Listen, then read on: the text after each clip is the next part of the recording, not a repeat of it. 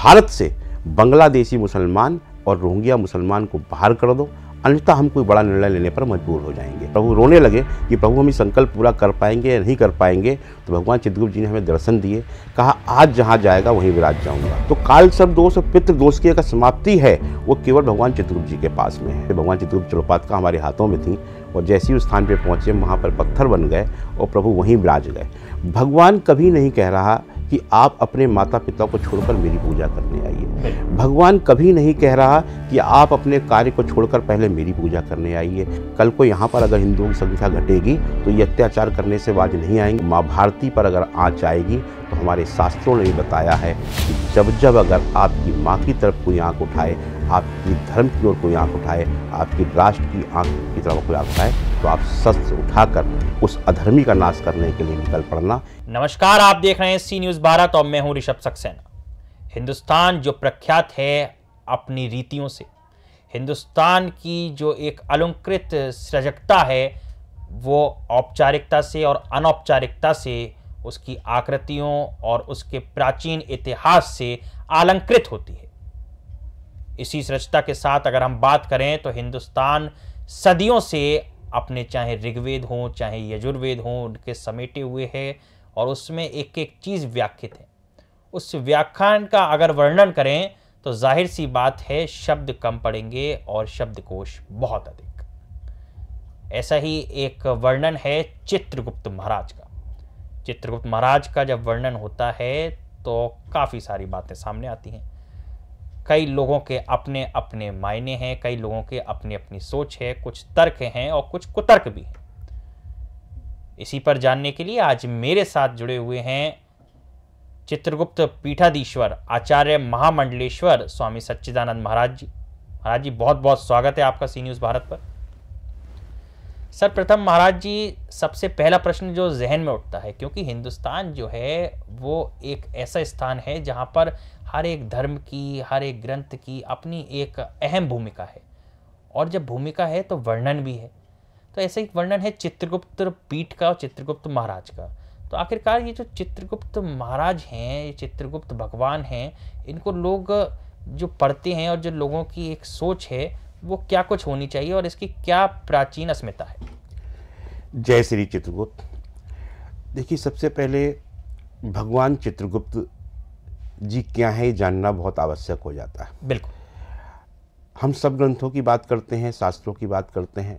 भारत इसी के लिए विख्यात है, जैसे आपने कहा कि हिंदुस्तान सदियों से अपनी इन्हीं चीज़ों को पहचाना जाता है। शास्त्रों के लिए पहचाना जाता है, ग्रंथों के लिए पहचाना जाता है और ख़ासकर जो पहचान है भारत की वो है भारत का वेद, भारत के पुराण। वेद से ही विज्ञान बना है, विज्ञान से वेद नहीं है। और वो वेद कहाँ से आए उसके लिए भगवान चित्रगुप्त जी को जानना बहुत आवश्यक है। बिल्कुल। भगवान चित्रगुप्त जी समस्त प्राणियों के, केवल भारत ही नहीं, इस भूमंडल पर, इस पृथ्वी लोक पर, इस संसार में जितने भी प्राणी हैं, मैं केवल मनुष्य और मानव की बात नहीं कर रहा हूँ, मैं बात कर रहा हूँ समस्त प्राणियों की। समस्त प्राणियों के कर्मों के आधार पर फल देने वाले देवता जो हैं वो भगवान श्री चित्रगुप्त जी हैं। जब इस सुंदर सृष्टि की संरचना का परम ब्रह्म परमेश्वर ने संकल्प लिया तो परम ब्रह्म, पार ब्रह्म परमेश्वर कौन है? परम शक्ति हैं। उन्होंने अपने स्वरूप को 3 रूप में विभाजित किया, ब्रह्मा, विष्णु और महेश जी, जिनको बड़े सभी लोग जानते हैं कि हर जगह प्रभु का वर्णन होता है, महिमा का वर्णन होता है। और ऐसा नहीं भगवान चित्रगुप्त जी का वर्णन नहीं है, सभी ग्रंथों में वर्णन है, सभी शास्त्रों में वर्णन है। लेकिन शायद कुछ कारण रहे हों, लोगों ने जिस प्रकार से प्रभु की महिमा का वर्णन करना चाहिए था नहीं किया गया, जो भी रहा। लेकिन आज भगवान चित्रगुप्त जी की पीठ संसार की प्रथम पीठ वृंदावन में स्थापित हो चुकी है। तो वहाँ से प्रभु की वर्णन का जो कार्य मिला है वो प्रभु का, सबसे पहले तो मैं प्रभु को धन्यवाद करता हूँ कि मुझे ईश्वर ने इस लायक चुना कि मैं प्रथम पीठ का पीठाधीश्वर बना। और प्रथम पीठ के पीठाधीश्वर बनने के बाद मेरा दायित्व बनता है, मेरा परम कर्तव्य है कि प्रभु की महिमा जन जन तक पहुंचाई जाए। बिल्कुल। अच्छा स्वामी जी, चूंकि ये वर्णन होता है और लोग हिंदू सभ्यता को एक 3 वर्णों में जानते हैं, ब्रह्मा, विष्णु, महेश। उसके बाद जातियों में जब वर्णन होता है तो 4 जातियां उप आती हैं, ब्राह्मण, वैश्य, शूद्र और क्षत्रिय। जी। तो अगर इन चारों जातियों में देखा जाए तो ये जो एक चित्रगुप्त महाराज जी का वर्णन है ये कहाँ पर देखने को मिलता है और इसका वर्णन किस तरीके से व्याख्यात है? जी देखिए, पहली बात सबसे बड़ी चीज़ है कि ठीक है, वर्ण व्यवस्था हमारे यहाँ जो है जी। ये सनातन के लिए सबसे बड़ा दुर्भाग्यपूर्ण रहा कि वर्णों के आधार पर जो बांटा गया, उस बंटने की वजह से आज सनातन का जो सबसे बड़ा नुकसान हुआ है वो सिर्फ यहीं से व्यवस्थाओं को बिगाड़ा गया। जबकि किसी ग्रंथ में, गीता में, भगवान श्री कृष्ण के उपदेश में कहीं ऐसा नहीं है। वर्ण है कर्म, आपके कर्मों के आधार पर आपका वर्ण होता है। आप भले किसी कुल में जन्मे हो, आज अगर किसी ने ब्राह्मण कुल में जन्म लिया है और वो कोई भी नीच कार्य कर रहा है, नीच कार्य से मतलब क्या है कि आप शराब पी रहे हैं, लोगों को मार रहे हैं, पीट रहे हैं, परेशान कर रहे हैं, तो आप दलित हो गए, मतलब आप शूद्र में चले गए, आपके शूद्र की बात होने लगी। और अगर आप शूद्र में जन्मे हैं, उसके बाद में आप ब्रह्मत्व की बात कर रहे हैं, आप ज्ञान की बात कर रहे हैं, तो आप ब्राह्मण हो गए। आप कर्म से ब्राह्मण हैं, आप कर्म से क्षत्रिय। अगर आप सुरक्षा कार्य कर रहे हैं तो सब क्षत्रिय हो गए। अगर आप किसी के लालन पालन का कार्य कर रहे हैं, व्यापार दे रहे हैं, रोजगार दे रहे हैं, तो आप वैश्य हो गए। और अगर आप कोई नीच कर्म कर रहे हैं तो आप शूद्र हो गए। शूद्र कोई जाति नहीं है, ये हम लोगों ने बनाई। और ये बनी कहाँ से? ये मुगल काल से इसकी स्थापना हुई। मुगल काल से बांटने का कार्य किया गया कि बांटो और राज करो की राजनीति शुरू हो गई। भगवान चित्रगुप्त जी को लोगों ने नहीं जाना। आपने कहा 3 देव को जानते हैं, ब्रह्मा विष्णु महेश को, उनका व्याख्यान होता रहा, लोग जानते रहे। लेकिन चौथे देव भगवान चित्रगुप्त जी हैं जो तीनों देव को बताते हैं, क्योंकि जो तीनों देव का कार्य है, ब्रह्मा जी का कार्य है सृष्टि उत्पत्ति का, विष्णु जी का कार्य है माँ लक्ष्मी के साथ में लालन पालन का, महादेव का कार्य है माँ शक्ति के साथ में मोक्ष प्रदान करने का। लेकिन तीनों कार्य क्या है? ये कर्म प्रधान है। कर्मों के आधार पर ब्रह्मा जी को निर्णय लेना है कि 84 लाख योनियां हैं सनातन धर्म में। किस योनि में जो पुण्य आत्मा अपना शरीर त्याग कर मृत्यु लोक से, पृथ्वी लोक से जब वैकुंठ में पहुंचती है, तो उसको किस योनि में प्रवेश देना है? उसको कीड़ा बनाना है, उसको मकोड़ा ना बनाना है, उसको गधा बनाना है, उसको घोड़ा बनाना है, उसको कोई पशु बनाना है, कोई सुंदर सा पक्षी बनाना है, वो कर्मों के आधार पर निर्धारित होता है। अब ब्रह्मा जी को जब इस बात का ज्ञान होता है, ये तो कर्मों के आधार पर करना है, लेकिन मुझे पता ही नहीं है कि इस व्यक्ति के कर्म क्या है, जो पुण्य आत्मा आई है तो इसको किस योनि में प्रवेश देना है। जब इस बात का ध्यान आता है और महादेव भगवान श्री हरिनारायण को माँ लक्ष्मी के साथ लालन पालन करना है, किसको दारुण दुख देने हैं, किसको अपार सुख संपत्ति देनी है, ये भी कर्मों के आधार पर है। महादेव को मोक्ष देना है, ये भी कर्मों के आधार पर, किसका मोक्ष किसको देना है, किसको नहीं देना है। जब ये सब बातें चलती हैं, तब उस बात का जब ध्यान आता है, तब ब्रह्मा जी सहस्र वर्षों तक तप करते हैं परम ब्रह्म परमेश्वर का, परम शक्ति का, और उनसे आह्वान करते हैं कि हे प्रभु, हम तीनों देव तो अपना अपना जो कार्य कर रहे हैं, ये तीनों कार्य कर्मों के आधार पर निर्धारित होने हैं। तो परम शक्ति वो कहाँ है, वो चौथे देव कहाँ हैं जो वैकुंठ धाम में विराजमान होकर हमें समय समय पर ये बताएं कि मुझे कर्मों के आधार पर किसको किस योनि में प्रवेश देना है, श्रीहरि को किसके लालन पालन में दुख दारुण दुख या सुख संपत्ति देनी है, किसको मोक्ष प्रदान करना है। जब इस प्रकार का विचार करके ब्रह्मा जी तप पर बैठे, तब भगवान चित्रगुप्त जी साकार रूप में प्रकट होते हैं और वो वहाँ पर वैकुंठ धाम में विराजमान होकर तीनों देव को समय समय पर बताते हैं कि कब किसको कर्मों के आधार पर क्या कार्य। अच्छा स्वामी जी, बड़ी विडंबना कहें समाज की या उत्कृष्ट मानसिकता कहें कि आज समाज में जो एक बंटवारा सा हो गया है, लोग काफ़ी हिस्सों में बंट गए हैं, जैसा कि आप जिक्र भी कर रहे थे।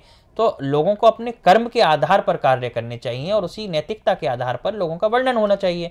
परंतु आज लोग बट गए हैं, चाहे विभिन्न जातियों में कहें, हिंदू धर्म की एक सभ्यता कहें, जो आपने जिक्र करा कि मुगल काल से इस चीज़ का वर्णन हो गया और पहले जो एक सभ्यता थी वो अलग एक सभ्यता थी।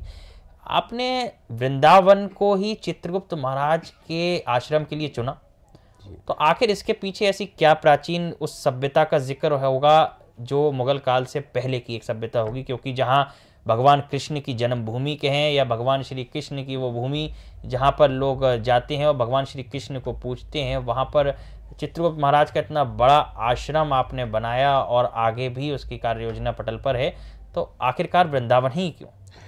देखिए, भगवान चित्रगुप्त जी वृंदावन हमने नहीं चुना जी। जब हमने प्रभु की पीठ का बनाने का संकल्प लिया, अपनी माँ को हमने ये संकल्प दिया था कि हम जब भी प्रभु हमें इस लायक बनाएंगे तो प्रभु की पीठ हम बनाएंगे। और माँ का वचन पूरा करने के लिए हमें परम पूज्य हमारे कपाली जी महाराज हैं, जो गुरुदेव हैं हमारे, उन्होंने हमें याद दिलाया कि तुम्हारा समय आ चुका है और तुम्हारे लिए उस कार्य को निकलना होगा। तो हमने सर्वप्रथम जमीन ली अपने पैतृक गांव में, रतनपुर बेरनी, ये चंदोसी संभल में आता है। संभल में हमने स्थान लिया कि यहाँ प्रभु की पीठ बनाएंगे, लेकिन वहाँ हम कार्य प्रारंभ नहीं कर पाए। फिर हम पहुँच गए रामगंगा किनारे मुरादाबाद, वहाँ भी कार्य प्रारंभ नहीं हुआ। फिर हम पहुँच गए पहाड़ों पर बेताल घाट, वहाँ स्थान लिया, वहाँ भी कार्य प्रारंभ नहीं हुआ। तो हम प्रभु रोने लगे कि प्रभु हम ये संकल्प पूरा कर पाएंगे या नहीं कर पाएंगे। तो भगवान चित्रगुप्त जी ने हमें दर्शन दिए, कहा आज जहाँ जाएगा वहीं विराज जाऊँगा। हम वृंदावन पहुँचे और उस स्थान पर पहुँचे, उस दिव्य स्थान पर पहुँचे। भगवान चित्रगुप्त चौपातिका हमारे हाथों में थी और जैसे ही उस स्थान पर पहुँचे वहाँ पर पत्थर बन गए और प्रभु वहीं विराज गए। तो ये प्रभु ने स्वयं उस स्थान को चिन्हित किया। 3 जगह मेरे पास आज भी रिकॉर्ड में पेपर भी है, तीनों जगह जमीनें पड़ी हैं जहां पर हम प्रभु का मुख्य स्थान बनाना चाहते थे, लेकिन भगवान चित्रगुप्त जी वहां नहीं विराजे। और विराजे कहाँ जाके? बांके बिहारी लाल जी की नगरी में, वृंदावन में विराजे। अब जब वहां विराजे तो हम भी इस बात पर बड़ा, जैसे आज आपके मन में ये जिज्ञासा हो रही है, आप पूछ रहे हैं, और ये वास्तव में हर मन में है। बड़ा अच्छा प्रश्न आपने किया। ये प्रभु के वहाँ विराजने पे हम भी हो गए कि प्रभु यही क्यों विराजे आकर। जब ये चिंतन किया, प्रभु का ध्यान किया, तो हम 3 दिन अचेत हो गए थे। उसमें पूरे देश के अंदर एक संदेश चला गया कि स्वास्थ्य खराब है, हमें बच्चों ने एडमिट कर दिया। और 3 दिन में प्रभु ने हमें पूरे बैकुंठ धाम के दर्शन कराए। हमने पूछा प्रभु यहाँ क्यों विराजे, तब श्री हरि नारायण का एक संदेश हमारे लिए मिलता है। उन्होंने कहा जब घोर कलयुग आ जाएगा, जब अपना अपने के लिए, क्योंकि आपका इस प्रश्न के अंदर एक प्रश्न और था, अपने हम कैसे बटे हुए हैं, तो उस समय हमें भगवान चित्रगुप्त जी जब लेकर पहुंचते हैं श्री नारायण के सामने, हमें ये संदेश मिलता है कि भगवान चित्रगुप्त जी से कहा गया था जब घोर कलयुग आ जाएगा, अपना अपने का ही संहार कर रहा होगा, उस समय आपकी पीठ संसार की उस स्थान पर बनेगी जहां मैं बाल काल में वहां पर खेल कर आया हूँगा, वहां बाल लीलाएं रची होंगी। और उस स्थान पर जहां उन्होंने अपने माता पिता के लिए चारों धामों को स्थापित कर दिया। आज वृंदावन ऐसा पवित्र स्थान है जहां पर चारों धाम हैं। वृंदावन ऐसा पवित्र स्थान है जहां पर भगवान चित्रगुप्त जी की बहन माँ यमुना कल कल करके बहती हैं। वृंदावन इतना पवित्र स्थान है, वहाँ माँ गंगा को भी भगवान श्री कृष्ण ने लाकर स्थापित किया, अपने माता पिता को दर्शन कराने के लिए सारे देवों को स्थापित किया। वहाँ कौन स्थापित नहीं था इस समय? केवल भगवान श्री चित्रगुप्त जी स्थापित नहीं थे। इसलिए प्रभु स्वयं चिन्हित करके लेकर गए और प्रभु ने वो स्थान स्वयं चिन्हित किया है, स्वयं कहा है। इसीलिए प्रभु की वहाँ दिव्य भव्य पीठ संसार की प्रथम बन रही है, वहाँ पर दिन रात कार्य चल रहा है। स्वामी जी, चूंकि हिंदू मान्यताओं में चीज़ें काफ़ी ज़्यादा ग्रहित है और अगर चीज़ों को गहन अध्ययन करें तो लोगों में विश्वास और अंधविश्वास 2 चीज़ें उजागर हो जाती हैं। तो अगर विश्वास की बात करें सर्वप्रथम, तो आखिरकार कुछ चीज़ें ऐसी हैं जब धरातल पर जाते हैं तो एक वर्णन आता है कि काल सर्प दोष, इस तरह की पूजा जो होती है। तो चित्रगुप्त महाराज के यहाँ आखिरकार ऐसी आस्था का क्या विषय है जिसकी वजह से लोग लगातार, और देखा गया है कि कोई भी जाति, कोई भी धर्म के लोग हों, इवन दो अलग धर्म अलग समुदाय के लोग भी चित्रगुप्त महाराज जी के यहाँ जाते हैं, वो दर्शन करते हैं और दर्शन मात्र से उनकी काफ़ी समस्याओं का हल हो रहा है। आखिरकार वो क्या चीज़ें हैं जो आप बताएं? देखिए, भगवान चित्रगुप्त जी समस्त ग्रह नक्षत्रों के स्वामी हैं जी। भगवान चित्रगुप्त जी के चरणों में पहुंचने के बाद आज का जो वर्तमान समय है, आज क्या क्या है, भूतकाल में समय ही रहा, सबसे बड़ा दोष क्या है? आज हर इंसान के जीवन में पितृदोष लगा हुआ है और काल सर्प दोष से वो ग्रसित है, जिसकी वजह से उसके समस्त कार्यों में बाधाएं उत्पन्न होती हैं। बाधाएं क्या है कि कोई भी आपके जो पितृ हैं, जो पूर्वज हैं, वो कोई किसी को परेशान करना नहीं चाहते। किसी का माता पिता अपने बच्चों को परेशान नहीं करेंगे, लेकिन अगर हमारे कोई पितृ हैं जिनको अगली योनि में प्रवेश नहीं मिला या कोई उनको स्थान नहीं मिला, स्थान ना मिलने से उनकी जो आत्मा है वो भटक रही है, वो स्थान मांगते हैं, तो वो किसी ना किसी परिवार के व्यक्ति को चिन्हित करते हैं। जो सबसे अच्छा चल रहा होता है उसी कार्य में अवरोध आने लगते हैं। अवरोध आते हैं तो जब जाते हैं किसी ब्राह्मण देवता के पास में, बताते हैं कि आपकी कुंडली में पितृदोष लगा हुआ है, सर्पकाल दोष लगा हुआ है। तो काल सर्प दोष और पितृदोष की अगर समाप्ति है वो केवल भगवान चित्रगुप्त जी के पास में है। उसके 2 मुख्य उद्देश्य हैं। पहला, पितृदोष। पितृदोष का समापन इसलिए कि भगवान चित्रगुप्त जी समस्त पितरों के देवता हैं, भगवान चित्रगुप्त जी समस्त ग्रह नक्षत्रों के स्वामी हैं। और काल सर्प दोष क्यों समाप्त हो सकता है, उसका सबसे बड़ा रीजन ये है कि भगवान चित्रगुप्त जी के 12 पुत्र हुए, उन 12 पुत्रों का जो विवाह हुआ वो नागवंश में हुआ। अब समझी हो गए, जब नागवंश में हुआ तो नाग देवता तो अपने आप प्रसन्न हो जाते हैं। जैसे भोलेनाथ की पूजा करो तो जो है श्री हरिनारायण अपने आप प्रसन्न है, श्री हरिनारायण की पूजा करो तो भोलेनाथ अपने प्रसन्न हो जाते हैं। इसी प्रकार से जैसे ही भगवान चित्रगुप्त जी का पूजन करेंगे, भगवान श्री चित्रगुप्त जी की पीठ पर आकर दर्शन करेंगे, वहाँ पर आकर सिर्फ मत्था टेकेंगे, कोई बहुत बड़ा अनुष्ठान नहीं होता वहाँ पे, कोई भी वहाँ पे वैसा कार्य नहीं कराया जाता। भगवान चित्रगुप्त जी की जो पीठ बन रही है उसके चारों तरफ जल परिक्रमा बनाई जा रही है, उसके चारों ओर नक्षत्र वाटिका बनाई जा रही है, नवग्रह स्थापित किए जा रहे हैं। केवल वो परिक्रमा करने मात्र से प्रभु के चरणों में चरणपादुका पे जाकर सर पटकने से इतना कहना कि प्रभु हमसे जो गलती हुई, हमारे पितरों से जो गलती हुई, उसकी क्षमा याचना करने आपके दरबार में आ गया हूँ, मुझे आप पितृदोष और काल सर्प दोष से मुक्त कर दो।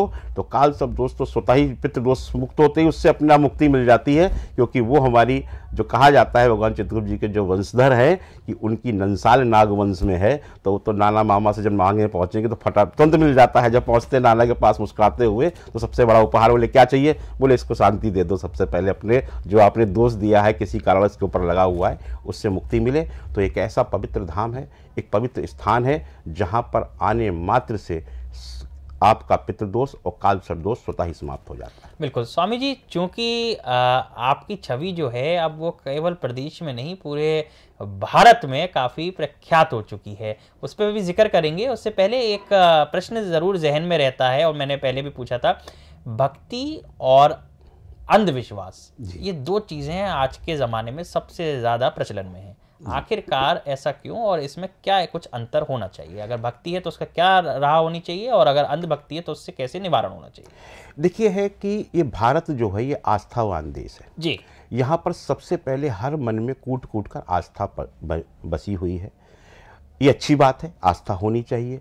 आस्था हमारे परिवार के प्रति होनी चाहिए, अपने माता पिता के प्रति होनी चाहिए, अपने पूर्वजों के प्रति होनी चाहिए, अपने भाई बहनों के प्रति होनी चाहिए।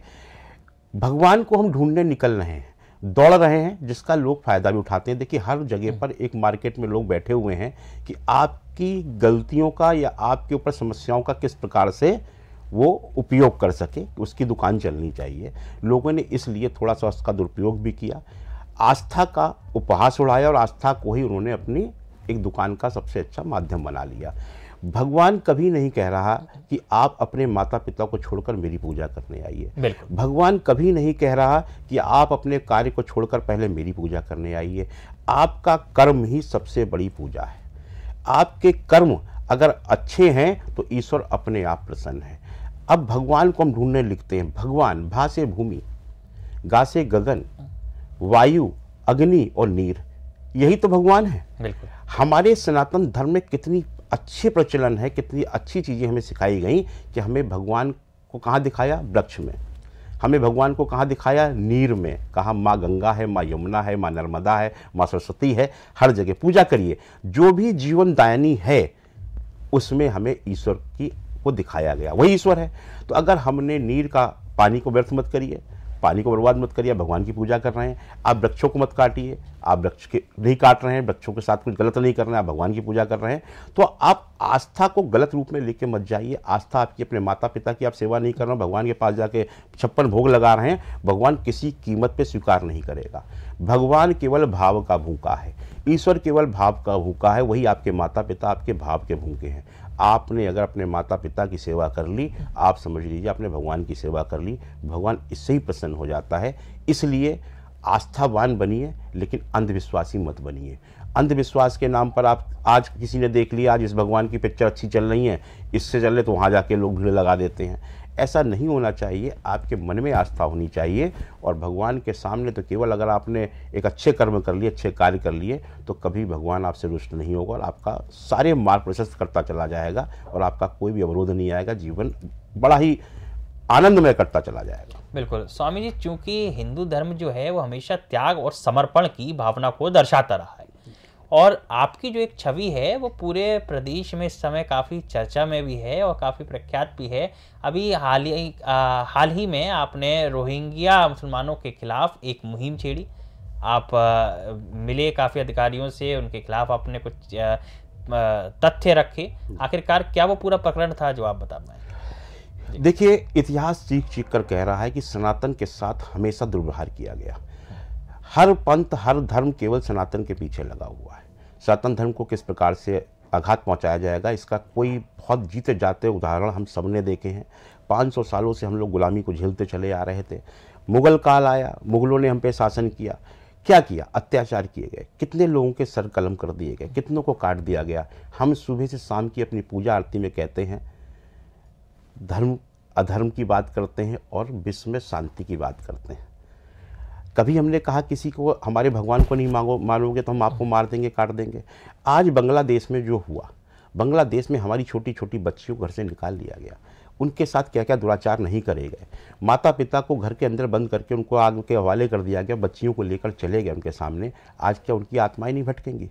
कितना गलत हुआ। तो हमने ये मुहिम शुरू करी कि भारत से बांग्लादेशी मुसलमान और रोहिंग्या मुसलमान को बाहर कर दो, अन्यथा हम कोई बड़ा निर्णय लेने पर मजबूर हो जाएंगे। वही हमारी आज भी चल रही है। हमारा एक ही नारा है, एक ही हमारा संदेश है, भारत सरकार को भी है, प्रांत सरकारों को भी है और हर जिलाधिकारी को है कि बांग्लादेशी रोहिंग्या मुसलमान भारत छोड़ो। हम इस अभियान पर निकले हुए हैं और उनको छोड़ना पड़ेगा। अगर हमारे भाइयों के साथ, हमारी बेटियों के साथ किसी देश में व्यवहार किया जाएगा तो हम अपने भारत में क्यों स्वीकार करेंगे? आज स्थिति ये है कि वो सब लोग यहाँ पर बसे हुए हैं। हम उनसे कभी कुछ कह रहे थे? शांति से रह रहे थे। उनको भारत सरकार, उत्तर प्रदेश सरकार, सभी प्रांतों की सरकारें जो हैं राशन मुहैया करा रही हैं। उन्हें पुलिस प्रोटेक्शन मिला हुआ है, 500-500 हज़ार रुपये पुलिस वाले लेकर। अच्छा स्वामी जी, चूंकि मैं इसीलिए ये सवाल ज़रूर करूँगा एक बार, क्योंकि महात्मा गांधी जी हुए या बड़े बड़े लोग हुए, उन्होंने हमेशा इस बात का जिक्र करा है कि an eye for eye will make the whole world blind. यानी अगर एक आंख के बदले दूसरी आंख लेंगे तो पूरा संसार जो है वो अंधकार में चला जाएगा और अंधा हो जाएगा। तो अब हिंदू जो एक शब्द आता है या सनातन जब शब्द आता है तो हमेशा समर्पण और त्याग की भावना उत्पन्न होती है और ज़रूर जिक्र भी होता है। तो फिर आखिरकार ऐसी क्या ज़रूरत पड़ी कि एक अल्पसंख्यक समुदाय या फिर बांग्लादेश जैसी जो घटनाक्रम है जब वो होती हैं तो वहाँ पर हिंदू समाज के एक हास्यास्पद उड़ाया जाता है और काफ़ी समाज को बांटने का कार्य किया जाता है। तो अब हिंदू समाज इसमें किस तरीके से अपनी सभ्यता को बचाए रखने का कार्य कर सकता है? देखिए, सनातन धर्म जो है जी, ये बहुत ही शांत प्रिय धर्म है। ये सिर्फ हर पूरे संसार के अंदर किस लिए जाना जाता है? प्रेम, सद्भावना, आपसी भाईचारा। आज भारत ही एक ऐसा देश है जहाँ पर हर धर्म और पंथ के लोग यहाँ पर रहते हैं, सभी शांतिपूर्वक रहते हैं, सभी को खुली छूट है, कोई कुछ भी बोल सकता है। सब संविधान का उपहास उड़ाते हुए घूम रहे हैं, संविधान का सहारा लेकर। संविधान केवल भारत के अंदर दिखाई देता है, हिंदुओं के लिए बनाया गया है। ये हिंदू जितने पंथ हैं उनको बनाया गया है। अन्य पंथ, अन्य धर्म के लोग क्या कर रहे हैं? उपहास उड़ा रहे हैं, किस प्रकार से दुरुपयोग कर रहे हैं। हमारे संसद के अंदर क्या स्थिति बनी हुई है, भारत के अंदर क्या स्थिति बनी हुई है। हमने कभी किसी अल्पसंख्यक को परेशान नहीं किया।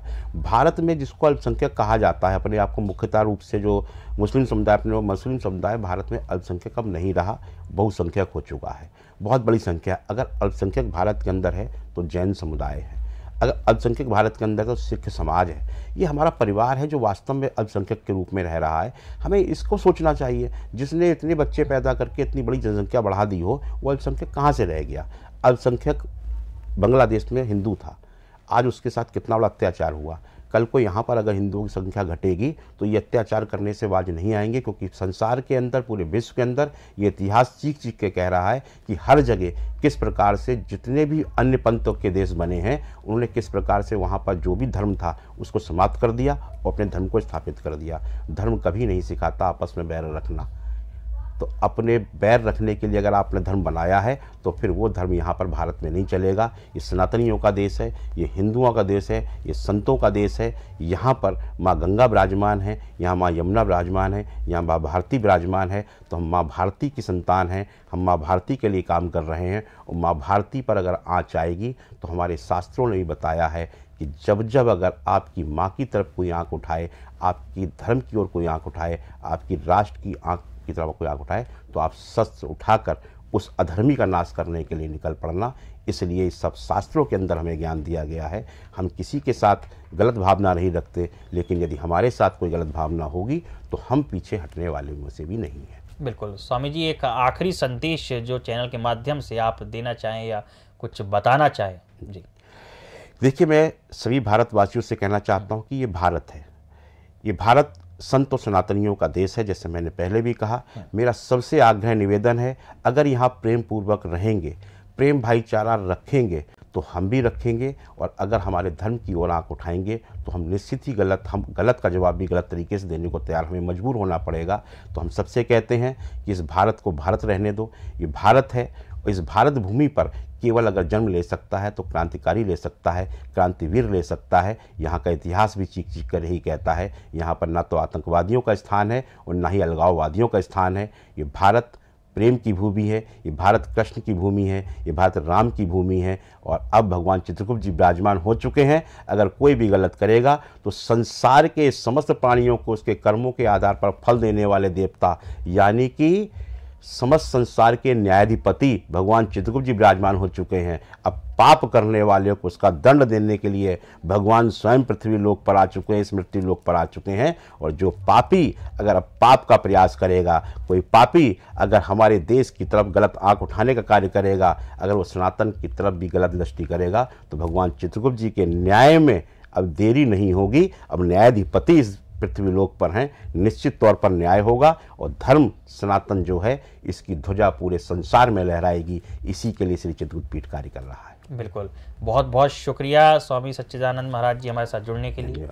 आप थे चित्रगुप्त पीठाधीश्वर आचार्य महामंडलेश्वर स्वामी सच्चिदानंद महाराज जी।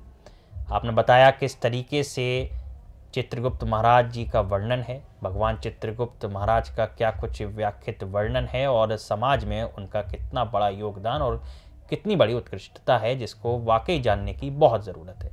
उन्होंने जिक्र करते हुए इस बात का भी जिक्र करा कि वाकई समाज में अगर एक हाथ दूसरे हाथ से लड़ेगा तो फिर हाथ ही नहीं रह जाएगा। जाहिर सी बात है कि एक दूसरा हाथ एक दूसरे को आगे बढ़ाने के लिए होना चाहिए, ना कि एक दूसरे को पीछे करने के लिए। फिलहाल इस इंटरव्यू में इतना ही। देश और दुनिया की तमाम खबरों के लिए आप देखते रहिए सी न्यूज़ भारत।